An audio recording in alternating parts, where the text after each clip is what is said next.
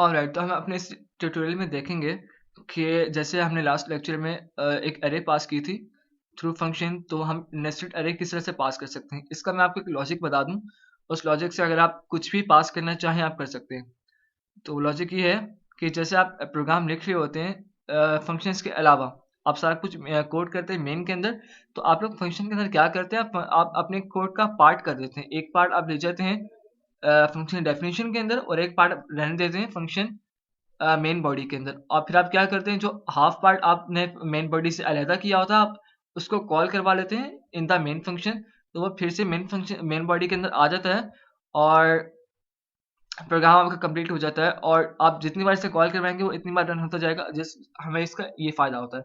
तो यहाँ पर अगर आप नेस्टेड फॉर लूप के साथ काम करना चाहते हैं, नेस्टेड अरे के साथ आई गेस, और नेस्टेड यू कैन से के साथ काम करना चाहते हैं, तो जस्ट आप इसको नेस्टेड लूप बनाएं, यूजर से इनपुट लें, पैरामीटर बिल्कुल इसी तरह पास करें, यहाँ पर नेस्टेड फिर से लूप बनाएं आउटपुट का, और जब इस अरे को जब फिर से कॉल करवाएंगे तो आपके पास नेस्टेड अरे ही की वैल्यू आएगी, जिस तरह से हम सिंपल प्रोग्राम्स में देखते आए हैं। तो आई गेस कि आपको कुछ ना कुछ समझ आया होगा कि नेस्टेड अरे अगर हमने पास करना चाहते हैं तो कोड बिल्कुल वैसे ही जैसे ही है।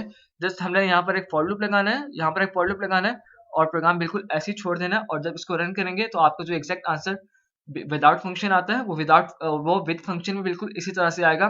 तो आई होप कि आप इसको ट्राई करेंगे आप, और इसको ट्राई करने के बाद अगर नहीं होता तो you can ping me on my website and my Facebook, Facebook connections. So I'll be there to help you guys. So take care and happy coding.